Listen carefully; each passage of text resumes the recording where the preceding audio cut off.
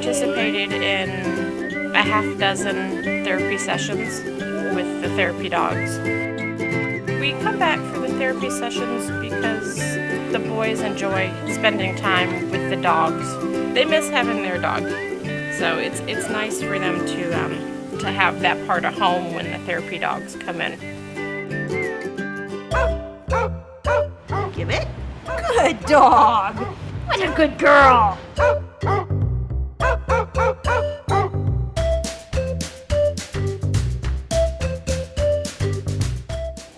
He's fluffy. He's like a box. This is Indy. Indy has been a therapy dog for 6 years. We've been coming to the Ronald McDonald House for 5 years. My name is Elizabeth, and this is Bernie. I have been working with Bernie as a therapy dog for probably the last 5 or 6 years here at Ronald McDonald House. We try to come at least once a month. Hi, my name is PK Lichtenberger, and this is my dog Snapper. She's a yellow Labrador Retriever. She's now 8.5 years old, and she's been visiting here since she was 3. The kids, they really open up when a dog comes around. When they start petting the dogs, they feel more comfortable. A lot of kids miss their childhood dogs that are at home, that they're here, they can be here for months at a time, and they're far away from their animals that they're so comfortable with and that they care about so much. A lot of kids with social anxiety, they have a hard time when other people are in the room, but have no problem at all when a dog comes up. They'll sit there, they'll open up, they'll talk to you, as well as your animal, and a lot of times words don't need to even be said at that point.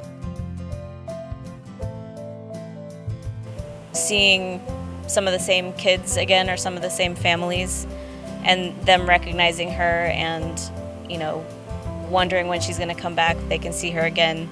And there have been a couple of times when we've shown some of the kids some of the training commands that she has to do, and they'll remember them on the next visit, and they'll tell her to sit and to stay, and that's sort of cool. Ready? Right. Atta girl. She's a big fan of the slide.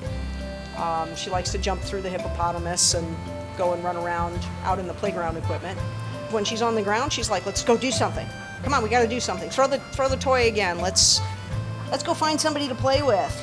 Yeah, so she really likes things like when the kids come and they can throw the toy for her and she can go get it and bring it back, and they play the hide and seek game. So I have a little container that just has some scent in it, and we have them hide that somewhere here on the patio, and then she goes and finds it using her nose. See how she's got her head up? She can smell it, but she doesn't quite know where it is.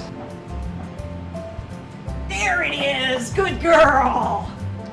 Good girl! Come on, Snap, bring it here. What a good girl!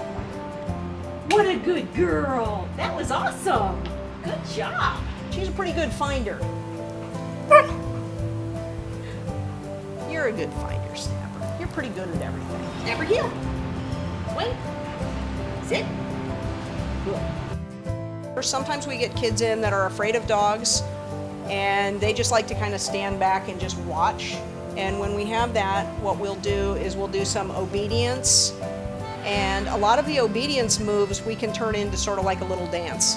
And, it looks like Snapper's dancing. Spin. Atta girl. Ready? Spin the other way. Good girl. Good finish. Ready? Here we go. And spin. Good girl. All right. We also have some kids that come in and that we see here frequently from out of the country, actually, that need the therapy with their hands. So when you bring a dog around, they'll pet them, especially her. She's got great fur, very, very soft. So they enjoy just stroking the fur and using their hands as part of a therapy exercise as well. It makes his actual physical therapy a lot easier because he wants to get up and play with the dog. So that's a big plus for us when they come in.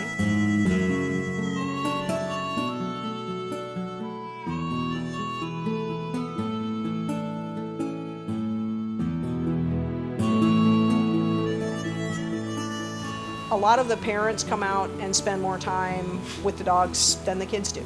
Sometimes the kids come out and spend 2 minutes with the dog, you know, playing back and forth, and then they go off and play with some of this great equipment that's here. And mom and dad sit and talk about just whatever. And, you know, at that point, we're just kind of an ear and the dog is kind of an ear.